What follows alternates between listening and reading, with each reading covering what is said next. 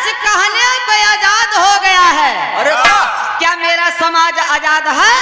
नहीं, आजाद है नहीं। धन्य है इन गरीबों की पत्थर की छाती, सुख हो दुख हो रोटी हो कपड़ा हो मकान हो। अरे बाप रे बाप, कैसी होली कैसी दिवाली, आजादी आजादी आजादी, कहाँ चली गई आजादी? ब्राह्मणों के घर में हमारी आपकी कमी से और 100 वजह चली गई आजादी। आज आजादी के चक्कर में परेशान है। देश आजाद है, कहाँ आजाद है? कागज में, सिर्फ कागज में आजाद है। उसी कागज को देख करके आजादी के चक्कर में हम लोग 15 अगस्त 26 जनवरी को झंडा लहराते हैं, जश्न मनाते हैं। 26 जनवरी बाहर 15 अगस्त 1947 को देश आजाद हुआ। 26 जनवरी 1950 को संविधान लागू हुआ। 1952 को पहला वोट शासक बनने का बाबा साहब ने हमारे समाज को मौका दिया। आखिरकार में भारत जैसा धनी देश कहीं देश था? नहीं, विश्व में नहीं था। लेकिन हमारे भारत देश को बर्बाद करने के लिए, बौद्ध धर्म को तहस नहस करने के लिए डच आए, फ्रांसीसी आए, पुर्तगाली आए, हुड़ आए, शक आए, अंग्रेज आए, मुगल आए, आर्य आए। आर्य मतलब ब्राह्मण। बाबा साहब तो सोच रहे थे कि कम से कम अंग्रेज जाए ना और रुकाएं 10 साल, कम से कम अंग्रेजों ने गए देख करके गए। हमारी बहन बेटियों का जो शुद्धिकरण होता था उसको कानून बना करके अंग्रेजों ने तोड़ने का काम किया। बिटिया की विदाई हो पहले 3 दिन ब्राह्मण के घर उसको रोका जाता था बाबूजी, शुद्ध करने के लिए शारीरिक सेवा देना पड़ता था उस ब्राह्मण के साथ। तब चौथे दिन पति के घर जाती थी, तब से ये हर चौथ लेके पहुंच जाए विदाई कराओ बदे। आज भी वही चौथ चला था। ए बाबू, आखिरकार में परेशान है हम आप लोग। क्यों? बाबू ललाई राम यादव ने सच्ची रामायण लिखा। सुप्रीम कोर्ट, हाई कोर्ट क्या छोटी अदालत है? नहीं, बहुत बड़ी अदालत है। तो 1976 में कोर्ट फैसला दे दी है। तो सुधरा भैया, जागा। अरे यार वो जमाना रहा बाबा साहब जो समय नागपुर लगभग 1956 में 5 लाख लोगों को लेकर के बौद्ध धर्म स्वीकार किए। इस समय तो एंड्रॉइड मीडिया जमाना बाहर देखा, चैनल लगा 5,000 जन मिल के ना बौद्ध धर्म स्वीकार करत है। तो कहना है गजल के भाव आजाद थे हम लोग आजाद थे, राजा के वंशज हैं। हम लोग बर्बाद हुए हैं, बर्बाद किया गया है, हम लोगों का शोषण हुआ है, इसीलिए हम लोग दलित हैं, शूद्र हैं। शूद्र का मतलब जानते हैं? शूद्र का मतलब संरक्षक, जिनके अंदर 4 गुण हो वही शूद्र है। 4 गुण मतलब श्रम करने वाला, उदारवादी हो, दयालु हो, वह दूसरे का सेवा कर सके, वह दूसरे का मतलब ब्राह्मण का सेवा कर सके, वही शूद्र है। ए बाबू, आइए कवि जी गजल का भाव लिखे हैं। आखिर बर्बादी कहां से हुई, कैसे?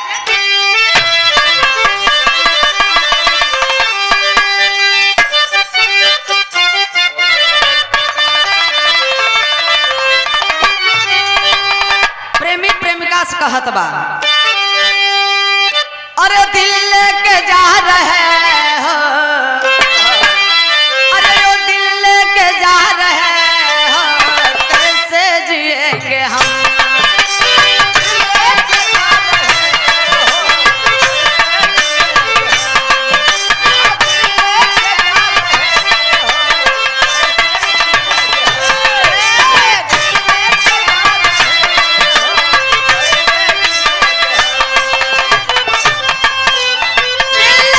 जा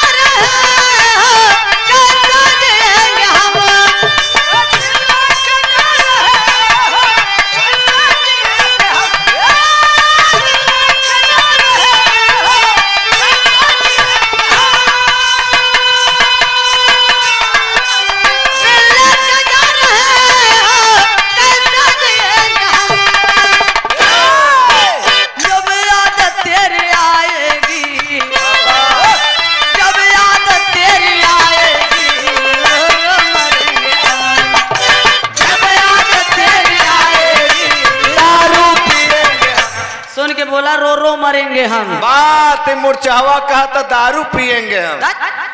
बेकार है तो बाबा साहब के को प्रतिज्ञा 22 प्रतिज्ञा में से एक तो नहीं स्वीकार कैले। हाँ, पहले पे तो मंथन करा था। दारू दारू सरवा है 85 झौगा भर और तब झौगा भर है 85 और चुनाव आ जाता तब बिक जाता है पौवा भरे पर कोपर राजपाट मिले और पिए जा कहबा कि हम असली अम्बेडकरवादी है। देखा मेरे देश को आर्यों ने मेरे देश को बर्बाद कर दिया। आर्यों ने मेरे देश को बर्बाद कर दिया।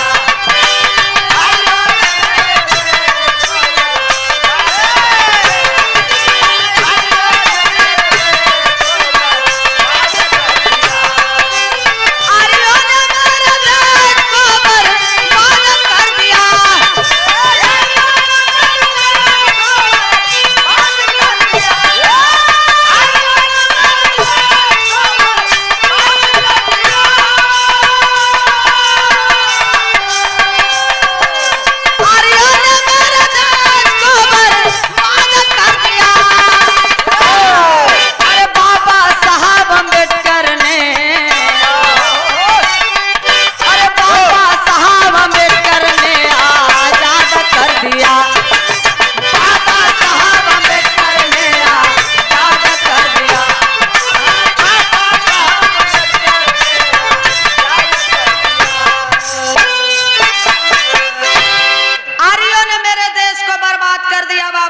अम्बेडकर ने आजाद कर दिया। आर्य मतलब ब्राह्मण।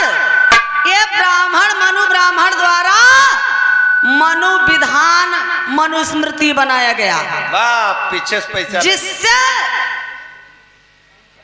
आज मेरा देश चल रहा है संविधान से। भैया भैया जिस ओर जवानी जाती है उस ओर जमाना जाता है। युवाओं की जरूरत है, जानने की जरूरत है, जनाने की जरूरत है।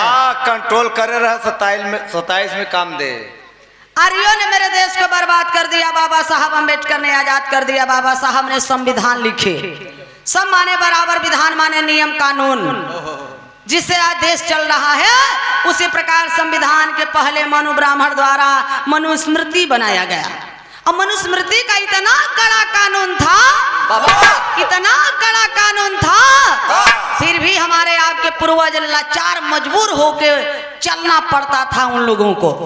मनुस्मृति में नारी बदे औरतन बदे कानून लिखा रहा कि ने तनी गंवार नीच औरत है, इन्हन का काम हवा सिर्फ बच्चा पैदा करना और कौनो काम नहीं।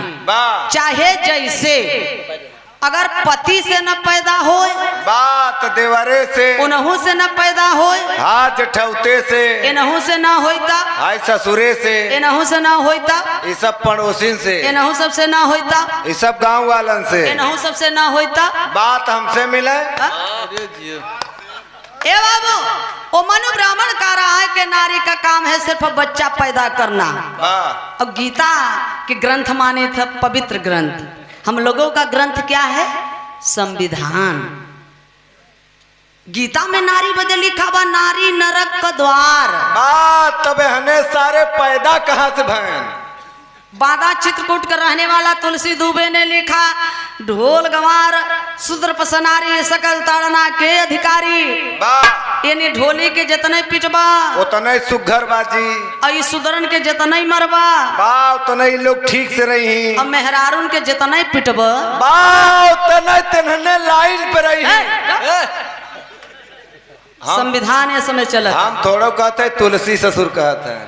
ए भैया आखिरकार में शूद्र मतलब कहीं भैया हम चमार है, हम मुसहरा है, हम पासी है तो हमने शूद्र है। और जे नमवा के अगवा जे करे सिंह जाम गवाबा जे सिंह लिखता वो कहे कि हम बहुत बड़ जाति है। जैसे ओम प्रकाश सिंह यादव, ओम प्रकाश सिंह पाल, ओम प्रकाश सिंह पटेल, कहीं भैया हमने बड़ है। आई चमार है इन्हें शूद्र है। हमारा का पूरा जन्म कुंडली मनुस्मृति में लिखा हुआ। हमारे तोहरे बाबू दादा हरण के तो अधिकार ही नहीं रहा। लिखने वाला तो वही ब्राह्मण ने ही तो लिखा है। क्या लिखा है मनुस्मृति में शूद्र कौन है? अहिर गड़ारम शूद्र चमारम बिना गुनाहम पंच पनाहम। अहिर गड़ारम शूद्र चमारम बिना गुनाहम पंच पनाहम। अहिर गडरिया चमार मुसहर पासी धोबी धैकार शर्मा बर्मा पटेल बिंद भूमियाल लोहार कुहार विश्वकर्मा जितने 85 मूल निवासी हैं सभी लोग शूद्र हैं। इस शूद्रन के सवेरे सवेरे 5 जूता मारे चाहे बिना गुनाह कर। वो नाश्ता के रूप में। ए भैया हर बाबा साहब न पैदा भवा होते, इतना विद्वान न रहते, पढ़ा लिखा न रहते तो का के संविधान लिखे बदे देता है? बाबा साहब के पास 32 डिग्री न भाषा के ज्ञाता और सरवा यहाँ 8वीं कक्षा फेल। बाबा साहब के अंदर कमी निकालत बा। बात घबरा जिनो के हम शराब दे दिए सारे के चाय भी हो जाए मर जाए। सोचने वाली बात है। 85 जितने हैं मूल निवासी 85 शूद्रन के सवेरे सवेरे 5 जूता मारे के चाहे। अब बाबा साहब ना पैदा भवा होते तो 5 जूता रोज मराता जा। 5 जूता तो हम मरा तू 5 जूता न हो दोनों जने मराते हैं। बाबा साहब ने मौलिक अधिकार दिया, भाषण देने का अधिकार, चुनाव लड़ने का अधिकार, वोट डालने का अधिकार, नया नया कपड़ा पहनने का अधिकार, धन दौलत रखने का अधिकार, अच्छा अच्छा भोजन खाने का अधिकार, बिरहा गाने का अधिकार, दारू पीने का अधिकार। भाई मनुस्मृति लागू करबे करे तई। ए बाबू मौलिक अधिकार मिला, धन्य है बाबा साहब। आज जो शूद्र जो कुछ भी है ये बाबा साहब की देन है। जो भी है हमारे पास बाबा साहब की देन है। आपके जेब में जो पेन है बाबा साहब की देन है। आपके पास जो दौलत है बाबा साहब की बदौलत है। आपके जीवन में जो शांति हो बाबा साहब की क्रांति है। धन्य है बाबा साहब। बाबा साहब की देन बा। और नहीं पंडित जी का ना हरवाही छटवाई करता जा, उनकर बच्चा खोचा हुए जूठ वाला भोजन मिलत, उनकर फटहा पुरान हुए जूता मिलत पहने के, और उनकर उतारा कपड़ा मिलत। आज कुर्सी पर बैठा है जन मुस्कियात है, बेल्ट लगाई लेबे हीरो बन के चल देबे ना। धन्य है बाबा साहब। आर्यों ने मेरे देश को बर्बाद कर दिया, बाबा साहब अम्बेडकर ने आजाद कर दिया। कहानी आजाद से शुरुआत में मास्टर फरियाद के तरीका।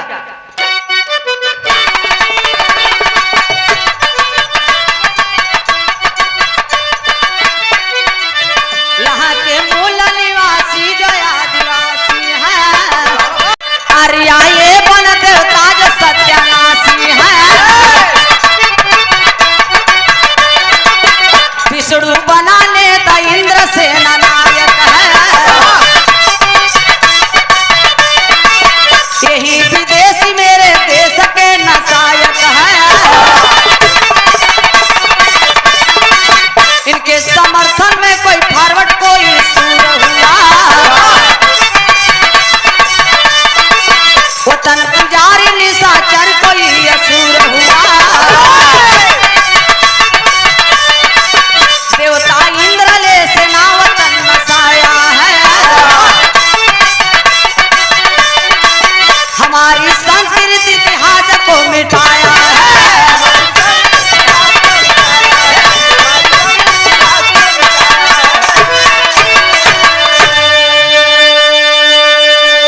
ए बाबू पहले हम लोग पूजा पाठ के बारे में जाने। पूजा पाठ पू माने पूरी, जा माने जानकारी, पा माने पाकर, ठ माने ठहर जाना। अगर हम इनकर पूजा करत है, इनकर पूजा करत है, लोगन के बारे में जाने के चाहे। का ये पूजने योग्य है? कहीं ये चोर तो नहीं है, डकैत तो नहीं है, नक्सलवादी तो नहीं है, उग्रवादी तो नहीं है, छिनरा तो नहीं है। क्या मैं इनकी पूजा करूं? हम लोग थोड़ा सा भी नहीं सोचते हैं। जिनको देवता कहते हैं इंद्र और विष्णु, ये कोई देवता कोई भगवान नहीं है। ये लोग मध्य ईरान इराक से विदेश से भेड़ बकरी चरावे के बहाने हमारे भारत में आए। जब भारत में आए तो इन लोगों को रहे का ठिकाना कहाँ रहा? एकदम जंगल में, पहाड़ के किनारे, टापू में ऐसे टेंट वेंट लगाई कर रहे भेड़ बकरी लेकर। अब हमार तोहार पूर्वज राजा रहन, खाए के जब चैन से सोए तो इन्हें पहले निद्रा में जौने गांव में जाए, वो गांव में बड़ बुजुर्गन के काट मारी कर फेंक दे, नौकन के अपन सेना बनाए के साथ में रख लें। अब भारत के जितनी बहन बिटिया बचा परसेंटेज के हिसाब से ये लोग बांट बांट के ले लें। विश्व के सबसे चढ़ी बड़ी सभ्यता सिंधु घाटी सभ्यता। बताया गया पहले इंद्र विष्णु ने पूरे भारत में भ्रमण किया। दिल्ली, बंबई, कलकत्ता, हरियाणा, पंजाब, इलाहाबाद में झूसी है, झूसी को झोंस दिया, झूसी नाम पड़ गया। पुराना नाम है प्रतिष्ठानपुरी। पूरे भारत में 90 नगर को इंद्र ने फूका। जेके ना विश्वास हो जाए कर ऋग्वेद में खोल कर पढ़ लिया। हम बतावत है तीसरे मंडल का 12 सूक्त का 6वां मंत्र सहित बतावत है। और मंत्र का हवा संस्कृत में बा, संस्कृत में बा। और संस्कृत कौन भाषा हो? विदेशी भाषा। हम लोगन का प्राचीन भाषा कौन है? पाली भाषा। बुद्ध जी का किताब पढ़िए, पाली भाषा। पाली भाषा को हमारे इन मनवादियों ने, इन ब्राह्मणों ने कन्वर्ट कर दिया संस्कृत में।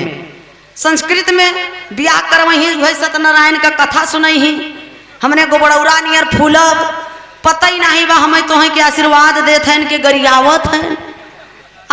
तो वही के बताए ब्राह्मण के देव बाणी, देवों की बाणी संस्कृत में लिखा बा। इंद्र ज्ञानी नवत पूरे दास पत्नी रघुतमा साक में कम कर्मणा। एक मतलब कुछ पल्ले पड़ा। हाँ, तो मिर्जापुर से आए हो यहाँ प्रयागराज में सबके गरिया वह। एकर मतलब इंद्र ज्ञानी ने 90 नगर को फूका। 90 नगर के बीच में एक दासी थी, शूद्र थी, रघुतमा नाम की दासी थी। दासी का काम था कार्य नगर में सेवा करना। वो दासी के इंद्र आपन मेहरारू बना लिया, पत्नी बना लिया। इतिहास उठा के देखिए, जितने भी भारत में आक्रमणकारी आए एक तो मेहरारू लड़का लेकर नहीं आए विदेश से। सारे कुल रणुए आए रहे हैं।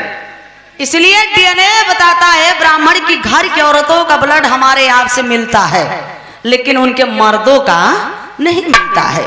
मैं नहीं, जिनको बाबा साहब ने गुरु माने, बनारस के धरती पर जन्मे कबीरदास जी लिखे डीएनए के ऊपर, पहिर जनेऊ जो बाभन होना, पहिर जनेऊ जो बाभन होना, मेहर क्या पहिरायो, घर की सुदरन भोजन परसे तू पंडा क्यों खायो।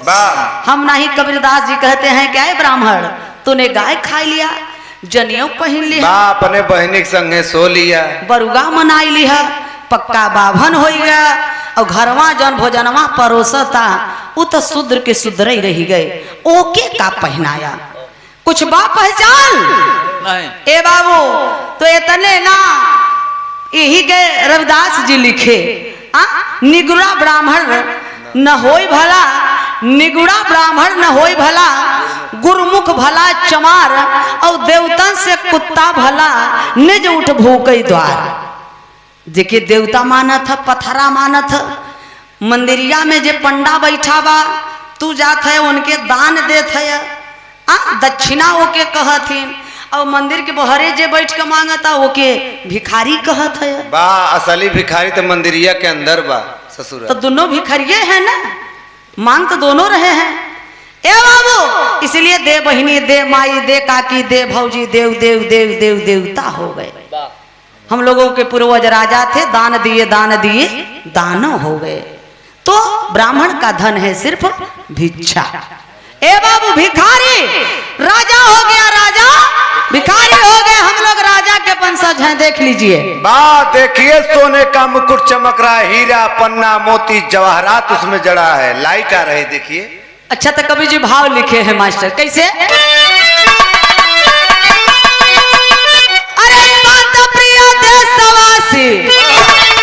अरे बहुत ही सतावेला बनी देवी देवा पापी, आगिया लगावेला बनी देवी देवा पापी, आगिया लगावेला बनी देवी देवा पापी, आगिया लगावेला बनी देवी देवा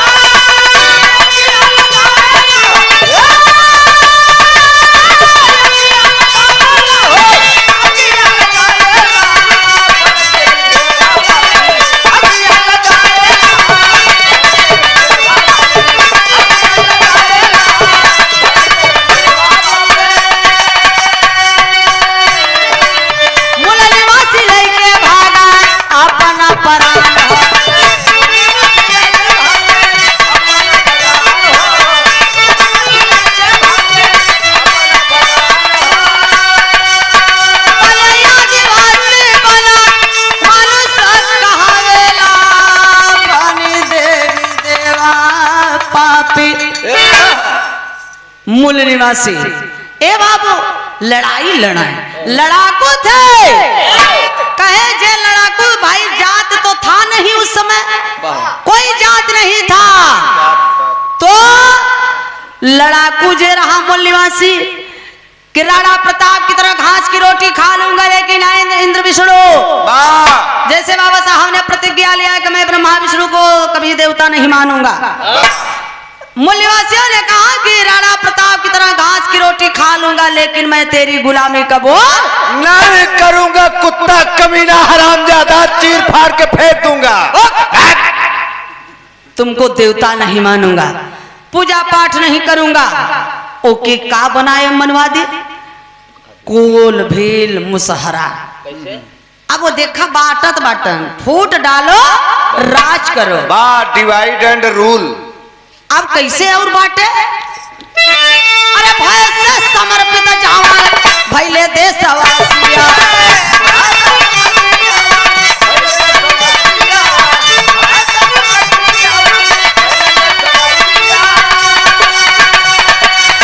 वही वाले प्रजा हमारे देश का निवासिया।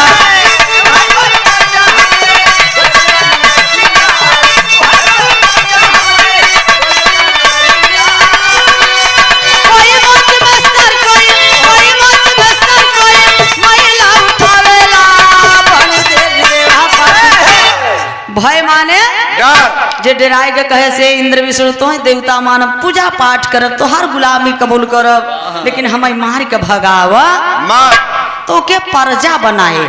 जौन आजो बियाहे में प्रजा लगत है, प्रजा कैसे बनाए, चल हमार जूता से आजू से तो चमार है, चल तो पानी भर आजू से तो कहार है, चल तो गैया भैंस पाल आजू से तो अहिर है, यादव यादव तो का करी लेकिन शूद्र है। तोर काम इतना ही बा अहिर है ता कि गाय भैंस तू पाल और घी दूध लियावा हमें द और माठा तू सबे पिया। माठा मराए जाता तो में कोनो विटामिन बचत है, सारा मलाई खत्म। तब यह समय गर्मी चलता है ना, तुरंत मोटरसाइकिल स्टार्ट करब चौराहे पर पहुंच जाब, सोराह मिल जाता है माठा लस्सी मिल जाता है तो पी ले तो पेटे में ठंडई आई जात। हमार बहुजन हमार समाज माठा पियत पियत ठंडई के चक्कर में ठंडा के ठंडई रह गए, कहियो गरमावे नहीं भैन। बेईमान केंद्र राज्य का सरकार बेईमानी से ले ले। हाँ तो और माठा पिए जे 2700 में ठंडा नहीं रह जा। घबरा जी ना, आजू से दूध पिए 5 मिनट में नेटवर्क बताए, उलट पलट दे 27 में एकदम फाइनल। अरे बाप रे बाप। ए बाबू आजू से तू अहेर चल तू भेड़ बकरी पाल ताकि ठंड लगे तो कंबल हम लोगों के ओढ़ने के काम में आए। आजू से तू गड़रिया। इसी प्रकार से हम लोगों को 6743 जातियों में बांटे। आज हमने वही बटा के बटई है, एक नहीं हो पावत है। एक हुए असली अम्बेडकरवादी उनको मानिए कि यादव डॉक्टर लक्ष्मण यादव जी, जो कि धोबिन से शादी करके साबित किया क्या है मेरे समाज के लोग कुल धोबी ढेर का रिश्तेदार बहन के नहीं बहन। तो इसलिए हम अगर असली अम्बेडकरवादी हैं तो बदलना होगा। हम लोगों को बांट दिए, अपने आप के सुधरा पहले कि चमार है तो चमार में शादी करी है, यादव है तो यादव में करी है, पटेल है तो पटेल में करी है, पासी है तो पासी में करी है, बिंद है तो बिंद में करी है। ए भैया अगर पंडित जी के घरे वाला ब्याह वाला कार्ड आए तो के तनिक पढ़ लिया उन लोग कैसे शादी करते हैं, गोत्र चेंज करके शादी करते हैं। कहे से कि गोत्र चेंज करे से जवन लड़का पैदा होत हाइब्रिड पैदा होत। वो लोग शादी कैसे करत हैं, दुबे हैं तेवारी में तेवारी हैं, पाड़े में पाड़े हैं, तो पध्या में उपध्या हैं, तो मिस्री में मिस्री हैं, तो सुकुल में सुकुल हैं, तो ओझा में ओझा हैं, तो झा में। अब दुबे मराई लगे देखा चतुर्वेदी उपध्या मिसिर सुकुल पुल दौड़ा यही बचाओ बदे कहीं हमारे यार खास रिश्तेदार ही है, मत इमारत छोड़ दे।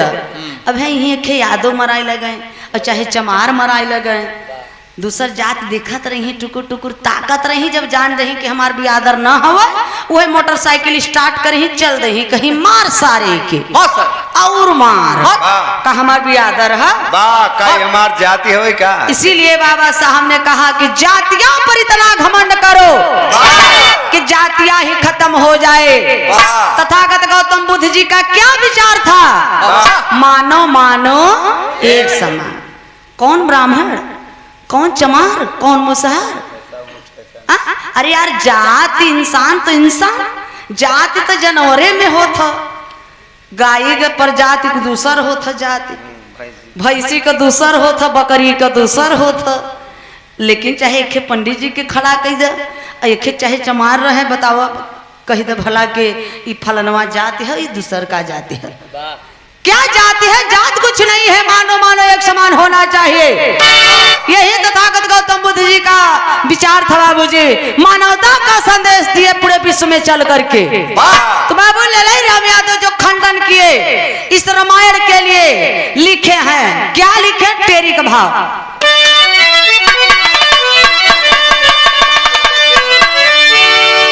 देखा है आपके इलाहाबाद के कैलाश दादा जब गावत रहें बात, तब तक तू अपने मम्मी के पेटे में रहो। तुम्हें पता बा है? हाँ, तो हर चचा बतावत रहे। टेरी का भाव बा।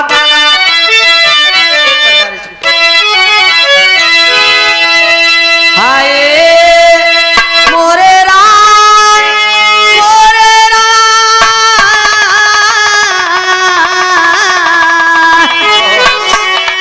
भोले बाबा जोगिया,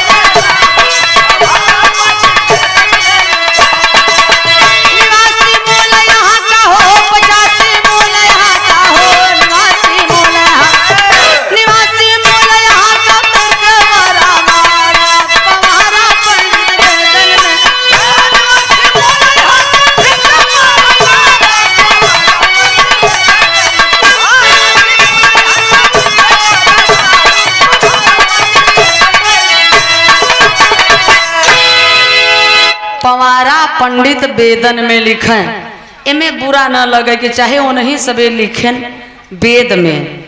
वेद में का लिखे भैया? भैया दो 5 मिनट और बात ना हो। हेलो हेलो बाबूजी, पीछे यह वाले पिछवाड़ा कैले है, इधर देखा, पीछे मत बैठे, आगे बैठे के कोशिश करा कर। जे आगे बैठा ओके आगे मिला, जे पीछे बैठा पीछे के पीछे पिछड़ी में चला गया। ए भैया, पवारा वेद में का लिखे वही लोग कि शंकर जी अंजनी के कान में बेर डाल दे तब हनुमान जी पैदा हो गए। कनवा में डालले से हो। उद्यान ऋषि का वीर सरवा पत्ता पे बहुत जात रहा, राजा दशरथ का बहिन चंद्रकला चाट लिहिन तब सरवन पैदा हो गए। बात तो वीर नहीं मलाई रहा, मलाई तपन मेहरिया के चटाक दे पट्टे चटा चटाओ तो पैदा करे तब समझे लोग। इसमें सब साइंस विज्ञान लेके लोग पढ़ते लिखत बाटन। और तीनों रानी सुमित्रा, कैकेयी, कौशल्या, तुलसी दुबे ने लिखा है रामचरितमानस में कि श्रृंगी ऋषि निषाद के गुफा में बात तीनों रानी खीर खाइन, चोरी चोरी अनिहारे सुमित्रा, कैकेयी, कौशल्या, तब जाकर भरत, शत्रुघ्न, राम एवं लक्ष्मण पैदा भय। बा खिरिया खैले से हो। लिखे वाला तो बेचारा पढ़ा लिखा रहा नहीं, आज दारू बहुत जोर पियत रहा, भांग खात रहा। इसमें लोग साइंस विज्ञान वाले बैठा है, तनिका सोचा जे मोहे से खाई तो गर्भाशय में जाई कि अमाशय में जाई? अरे यार, वो जमाने में गर्भाशय अमाशय कनेक्शन एक रहा। सबके चुतिया बनाए है कमेंट। हाँ, बनाए बनाए, तुलसिया चुतिया बनाए, वो से मिलते नहीं। और दोहा लेकर घूमा जा तुलसी जी का दोहा ही घूमा था, लेके पढ़ा था, हनुमान चालीसा पे चला था। दोहा दोहा दोहा वही दोहा में फंसा है, जिस करे बदे उसे निकाला बदे हमारे पूर्वज ने लड़ाई लड़ा, खंडन किए। तुलसिया साला चूतिया दोहा दिया बनाई, अपना साला मर गया हमको दिया फंसाए। हम उसी में फंसे हैं। विस्की में विष्णु बसे, रम में श्री राम, जिनमें माता जानकी, ठर्रे में हनुमान, बोलो सियावर रामचंद्र की। अबे मार कत्ल कैले बा, लड़ाई कैले बा, तो FIR करावई कहाँ जाबा? थाने पे। थाना के बनाए? संविधान के बनाए? बाबा साहब। नौकरी कैसे मिला यार? अक्षर के बदौलत। और जात है बजरंग बली के लड़ुआ चढ़ावत है, यो बजरंग बली चढ़ावत है। तब लड़का पढ़ावा मत, काहे बदे इंग्लिश मीडियम में पढ़ावत है? केवल जाए लड़का रोज बजरंग बली के 5 किलो लड़ुआ चढ़ावे, कह दिया कि IAS PCS बन जाए हमारा बेटवा। बात हम 1 कुंटल अपने तरफ से चढ़ाओ लड्डू। अरे बाप रे बाप। इसीलिए मैं नहीं, ओशो ने कहा। ओशो कितने विद्वान थे। ओशो ने कहा कि शूद्रों को मंदिर नहीं जाना चाहिए, मंदिर वहीं जाते हैं जो मानसिक रूप से गुलाम हैं। बुरा मत मानिए, बुरा मत मानिए। तथागत गौतम बुद्ध जी कहते हैं कि मेरी बात मत मानो, सर्वसर्गम की बात मत मानो। आए मेरे मूल निवासियों, भारतवासियों, बुद्धिजीवी हैं, तर्क करिए। जो तर्क ना करे वो धर्मांध है, जो तर्क नहीं कर सकता वो मूर्ख है, जो तर्क करने की साहस नहीं रखता वो दास है, वो गुलाम है। तर्क कैला का चाटे से क्यों पैदा है, कोहो मैली से सरवा गणेश पैदा हुई गए। श्री रामचंद्र मूत देहत रक्तासुर पैदा हुई, रमवा जस जस मुते रक्तासुर ससुरा तस तस बाढ़ उनमें किताबी में लिखा हुआ पड़े रहे। अरे बाप रे बाप। कहता चाहे बाउर, सुनता चाहे चूतिया। सरेख महान है आप लोग। अब आगे पंडित कोई जात नहीं होता, विद्वान कौन था जो आगे लिखा है? क्या लिखा?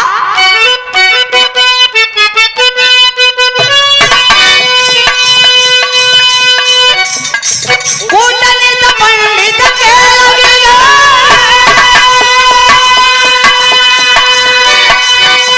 वासी हो गए आदिवासी,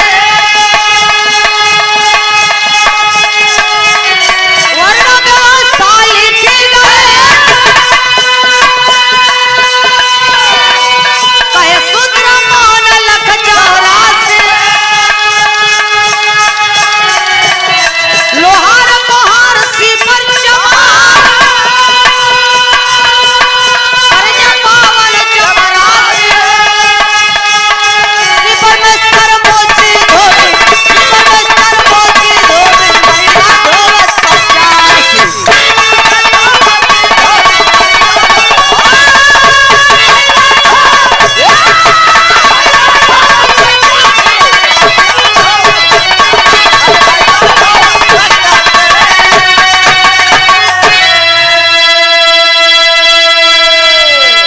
पंडित विद्वान ने लिखा है वर्ण व्यवस्था। वर्ण व्यवस्था ब्राह्मण, क्षत्रिय, वैश्य और शूद्र के। ब्राह्मण ब्रह्मा के मुख से पैदा हुआ, क्षत्रिय भुजा से, वैश्य पेड़ से, शूद्र तमन पैर से। हम हूँ एक औरत है, माई बहनी हरी बैठी है। सोचे वाली चीज है कि दुनिया में आवे बदे सबकर एक ही रास्ता बा। तो उनके मोहे से पैदा होइगा, के घोड़े से पैदा होइगा, के भुजा से पैदा होइगा। भुजवा में कैसे लड़कवा पलत रहा भैया हर बारे देख देते रहे तो ऐसे लाइन लगाए के पैदा हो जाते रहे। ए भैया छीके से चाटे से ऐसे ऐसे पैदा होत रहे। जब से बाबा साहब पैदा भय तब से देवी देवतन का अवतार लेव बंद होइगा। तो पता ही नहीं बा, बाबा साहब जरिया के नसीहे काट देने का ऑपरेशन कर दिए, तो भाई अब पैदा नहीं होत है। और वैसे जब आज पाखंड में ब्याह नागपुर में 5 मिनट में फाइनल हो जाता। कैसेट लगा, बहुत धर्म से ब्याह हो गया, 5 मिनट में फाइनल। और आज हम लोग पाखंड में हैं। ए बाबू इतनी ना ब्राह्मण जब ब्याह करवावत पंडित जी तो कहथिन पति पत्नी का वो रिश्ता है, जिस रास्ते से पति जाए उसी रास्ते से पत्नी को भी अनुसरण करना चाहिए। पति अगर लैट्रिन जाए तो कौन रिश्ता बदल जाए का भाई? अब भाई जब ब्याह कराओ थे उसे पूछा जा, ससुराल भैया मिलता ही नहीं, भेरत है कहिए का नहीं मिलत है ना। चलो भेंट हो जाए कहियो। ए भैया इतने ना पति देव भवा यानी पति मारे लतियावे गरियावे लेकिन मेहरारू कुछ पति के न बोले। देवता है पति जी, पति देव भवा। इसलिए माई बहन हरे सेनुर कहाँ लगावत है नहीं ललाट पे कि हमार दुल्हा हमारे कपारे पर रहे चढ़ के राजा राज करे कपारे पे। अच्छा इतना तो बिचारी हरे सही करत थी पति बदे, लेकिन जौने दिन शूद्र का बहन बिटिया भूखी पियासी रही वो दिन पंडित जी यही यानी कई दिन का सड़ा गंधान गोबर चाहे भेड़ुलई पड़ा रहे ओकर गौड़ी गणेश बनवाई के पहले सेनुर गोबरे पर टिकवही पथरा पे टिकवही। काहे बदे जो फलनिया तोरे भतार के दिमाग में गोबर घुसुर जाए पथरा पड़ जाए और वही हमारे समाज के गोबर और पथरा पड़ी ग बाबा। का हमार बियाह गोबरे से भवा, का हमार बियाह पथरा से भवा। अरे नहीं ए भैया जिसका ऑपरेशन किए बाबू लाल राम यादव, पेरियार रामास्वामी, बाबा साहब, मानवर कांसी राम जी, कबीरदास जी, रविदास जी, जोन बच्चा करो सरगम के भेजे हैं बिना चीर फाड़ का ऑपरेशन करे बदे। नहीं भाई हमारे पास हथियार कौन नहीं बा। वाह ए बाबू ये बात तो जंगले में धक चली आई हो तो इससे दूर रहे। ये सब क्या है पाखंडवाद से दूर रहे। सावन आई जाए जर्मनी जापान से पढ़ाई में लीन रहे और हम तो सावन आई जाए कांवर लेके चल दे ही बोल बम का नारा है बाबा यही सहारा है। बोल बम का नारा है आधार रोड हमारा है। अब है असली कीड़ा दिखाए ओके मार के ले जाब झाड़ी पे टांग देब, नकली के ले जात है लोटा लोटा भर के दूध पियावत ला शंकर जी पी ल लेकर ये पी ले राती क्या है हमके हमारे मेहरी लड़का काट ले सारे। इसीलिए छोड़े पाए कीड़ा तो जन्मजात शत्रु से कभी मित्रता नहीं करना चाहिए। ए बाबू इतने ना कवि जी आल्हा में भाव लिखे हैं।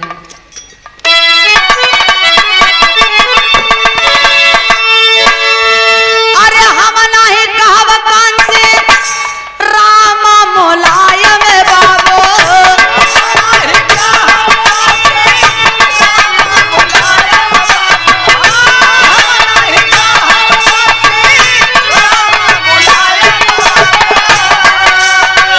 नहीं कान रे मनमोहन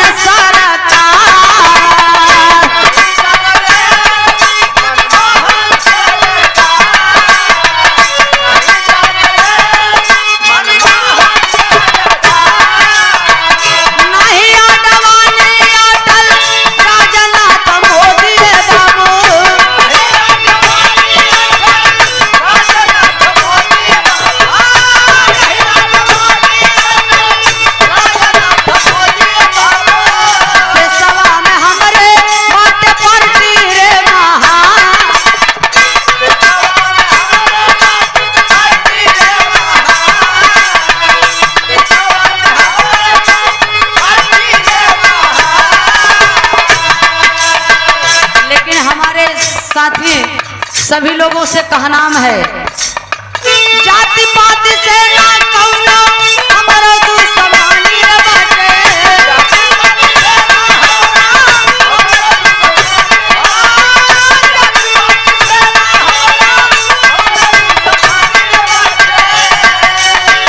हक खातिर मूल निवासी होई जा कुर्बान।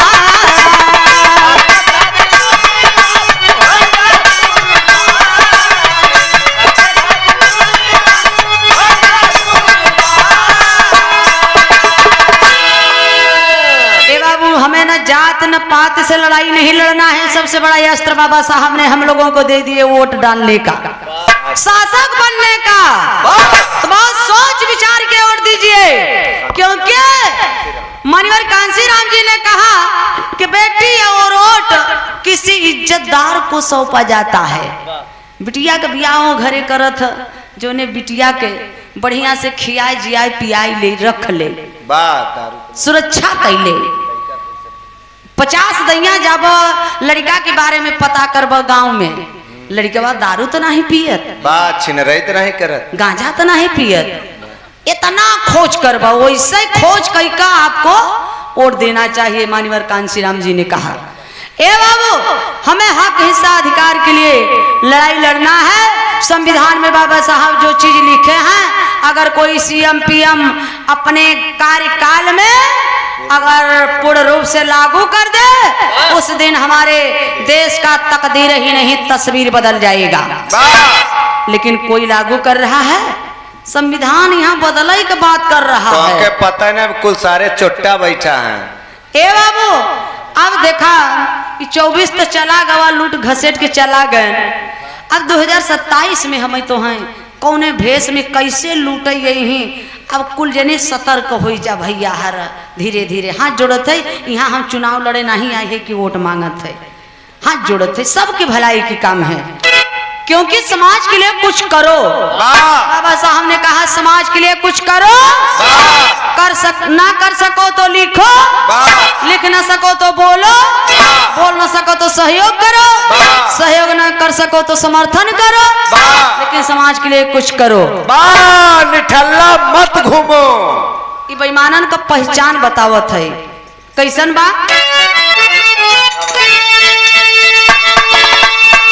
अरे गेरुआ वस्त्र, कमंडल और माथे का टिकावा, घूम के बेईमान ले धर्म का ठिकावा।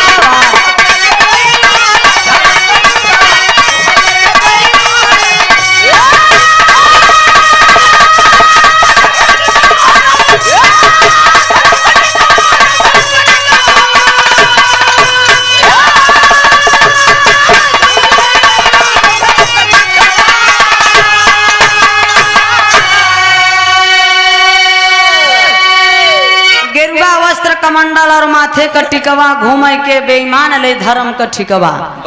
धर्म का ठेकेदार हर मंदिरन पे बैठ गवा है। अगर यूं मंदिर पे ठेकेदार के बैठाई दिए होता तो कैसे दर्शन पाई जाता? का बड़ा गुप से चढ़त उतरत है यार। तब 500 गांठ जोड़ के हमारे विंध्याचल में देख ल, दोनों प्राणी गांठ जोड़े रही, ठेली ठेला होत रहे। सोची यार कैसे जल्दी से दर्शन मिले। पसीना से फचा फच भी जा रहे भाई, धीरे से पैसा निकल ही, जब 500 टिकही तो कैसे दर्शन मिले? झरोखा से। और 1000 देव तब कैसे? लगे से। और 2000 देव तब चरण छुई के। आशीर्वाद आशीर्वाद आशीर्वाद आशीर्वाद। हाफत आई जाब बहरे कहब हे पंडित जी हमार हो जूता चप्पल द, पर प्रसादी द, और हमारे दोनों प्राणीन के ऐसा आशीर्वाद दे कि जोड़े लड़का पैदा हो। बहुत लंबा बढ़िया आशीर्वाद दी है। तो पंडित जी का करी, दोनों प्राणीन के मथवा पे चंदन लगाई दही, और एक दोनों प्राणीन के हथवा में एक ललका धागा बांधथिन। अच्छा, ललका धागा रक्षा जेके कहथिन। कितना जने में बांधे हैं? हाथ ऊपर उठाओ देख लेता। नहीं बने है? अच्छा, तो सुना, रक्षवा बांधत के समय एक श्लोक पढ़त ना, मंत्र पढ़त ना, बांध दीजिए। और वो संस्कृत में। भैया भैया 1 मिनट 30 सेकेंड प्लीज। अच्छा, तो वो धगवा बांधत के समय मंत्र का पढ़त थी? बांध दे 500 रुपया निकालो। बा मैं हरी कुल देख चला आई, कैसे दे? का मंत्र पढ़त थे? ओमेन बधो बलि राजा दान रुद्रो महाबलः तेन्त्वा प्रतिध्वनि रक्षो माचल माचल। बारे पंडिताइन बा। दहो पैसा दे दो से ढेर। तो के पंडिताइन समझ में आते? हाँ, इतना बढ़िया मंत्र के बोले हो। अब पता ही ना है बात संस्कृत में, पाली भाषा के संस्कृत में कई दिहन गबड़ौरा नियर फुलत है यार राजा, आशीर्वाद मिलता। ओ मेन बद्धो बलि राजा दान विद्रोह महाबलः तेन्त्वा प्रतिध्वनि रक्षे माचल माचल। हम ना उन्हीं के लिखा, उन्हीं की श्लोक वही कहता है कि आए मूल निवासियों, तुम लोगों के बलि राजा को इसी ललका धागा में बांध करके राजपाट शासन सत्ता रोटी कपड़ा मकान सब कुछ छीन लिए। आओ तुम्हें भी अटल रूप से इसी बंधन में बांधता हूँ। वही जाए थे, जब मंदिर में कसम खाई के आई थे, पंडित जी हम खाई बिना भले मर जाब, लेकिन तो है खाई बिना मर ना दे। वही तेरहीम बोलौबा, बरहीम बोलौबा, घर बनौबा तब बोलौबा, खेत लिखौबा तब बोलौबा, नौकरी पाई जाबा तब बोलौबा, जैसे ओहर कथा सत्यनारायण का कथा सुनबा तब बोलौबा। लड़का पैदा हो जाए नामकरण करवाओ बदे दौड़े लगबा। बताओ, जब नामो रखे के शक्ति नहीं बा, को चटे बदे 50 पैदा कर लेते जा। का मतलब? पंडित विद्वान हमारे समाज में है ना, वो तो उनकी जजमानी है, धंधा है। हाँ, ज्योतिबा राव फूले जी कहते हैं कि अगर नाई बाल काट रहा है तो उनका धर्म नहीं वो धंधा है। यादव दूध बेच रहे हैं तो उनका धर्म नहीं वो धंधा है। कोयरी भैया सब्जी बेच रहे हैं, पैदा कर रहे हैं तो उनका धर्म नहीं वो धंधा है। पासी सूरा चरा रहे हैं, बेच रहे हैं तो उनका धर्म नहीं वो धंधा है। गड़रिया भैया भेड़ बकरी पाल रहे हैं, बेच रहे हैं तो उनका धर्म नहीं वो धंधा है। उसी प्रकार ज्योतिबा राव फूले जी कहते हैं कि नाई बाल काट रहा है तो उनका धर्म नहीं वो धंधा है। चमार जूता सिल रहा है तो उनका धर्म नहीं वो धंधा है। उसी प्रकार इस अखंड भारत देश में जितना कर्म कांड पूजा पाठ हवन यज्ञ पाखंड ये ब्राह्मण करवाता है उनका धर्म नहीं वो धंधा है। तो इस पाखंड से दूर रहें। बाहरे धन्य है बाबू, महान पुरुषों ने, इन विद्वानों ने, बाबा साहब ने कहा इसीलिए शिक्षित बनो, संगठित हो और संघर्ष करो। दारू एक टाइम कम पिए, घर भले मत बनवाया, लड़का का ब्याह भले मत करे, लेकिन बाबू लड़का के पढ़ाई जरूर दी है, क्योंकि शिक्षा ही मास्टर चाबी है। इसलिए बाबा साहब ने कहा शिक्षा, शिक्षा वो शेरनी का दूध है, जो पीता है वो गरजता है। इसलिए तुम मिर्जापुर से आए कि प्रयागराज इलाहाबाद में गरजत हूँ। बाबा साहब ने इशारा किया है ना अंगुली से, वो इशारा करे हैं मंदिर जाए, संसद भवन चलो। मंदिर देता है नहीं कुछ, मंदिर लेता है देता नहीं है। जो कुछ भी मिलेगा संसद भवन से मिलेगा। उस शिक्षा मास्टर चाबी है। इसलिए देख लीजिए मंदिरों में क्या हो रहा है। इतना पथरा में हमसे तो से जानकार तो मंदिरिया में का पंडा पुजारी हो गया बाबा। बेचारा वो घरे जब जाए लगा था संझा, तब दान पेटी वाला बक्सा में 4-5 ठे ताला लटकाई देता, गोदरेज वाला। उनके पता बा कि पथरा में कोनो शक्ति तबा ना है, अगर हम चला जाब कोनो सरे यही तो लूट मार के लेकर चला जाइए। इसलिए वो लोग ताला बंद करके जाते हैं। बदाऊ में देख लीजिए 40 साल की औरत की इज्जत लूट के पंडा पुजारी द्वारा मंदिरे में बिचारी के जान से मार दिया गवा। जब इज्जतिया लुटात रही तो भगवानवा कहाँ चला गए हैं। बात तो के पता ना भी ससुरा अपने बहनी और रहा खिचड़ी लेके। हाँ तो वही नहीं बेचारी के इज्जत बच गवा होते। ये देखा है 100 रुपये का पुरस्कार राज बहादुर अध्यक्ष महोदय जी की ओर से। जय भीम, जय भारत, नमो बुद्धाय, जय मूल निवासी, जय संविधान। ए बाबू धन्य है इन कमेटी के लिए जो जागरूकता के लिए कार्यक्रम रखे हैं। बहादुर हैं, 1-1 रुपया इकट्ठा करके इन बहादुरों के लिए, इन कमेटी के भाइयों के लिए आप लोग जोरदार ताली बजा के एक बार स्वागत कर दीजिए। और इन महान पुरुषों की अगर वचन बाणी अच्छी लगी हो तो मेरे लिए नहीं, आप उनके लिए जोरदार ताली बजा के सम्मान कर दीजिए। जय भीम, जय भारत, नमो बुद्धाय, जय मूल निवासी। आखिरी लाइन में कहा नाम बा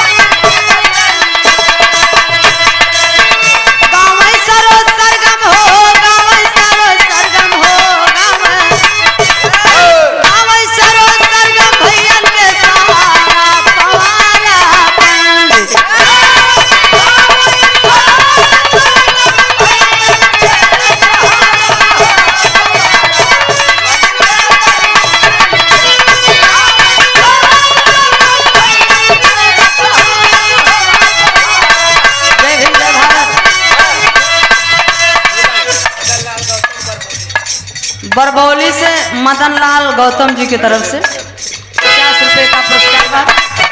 जय भीम, जय भारत, नमो बुद्धाय, जय मूल निवासी। मेरे देश की धरती, ये हमारे देश का धरती सोने का चिड़िया, सोने की चिड़िया कहाँ चली गई भैया? कोनो डंखा पंखा कुछ देखा था? मोदिया ने अंखा डंखा पंखा सब बेच दिया है। अब 2729 जितने पाएगा तो उसका 33 भी बिक जाएगा। अरे बाप रे बाप, सोने के चिड़िया। तो मेरे देश की धरती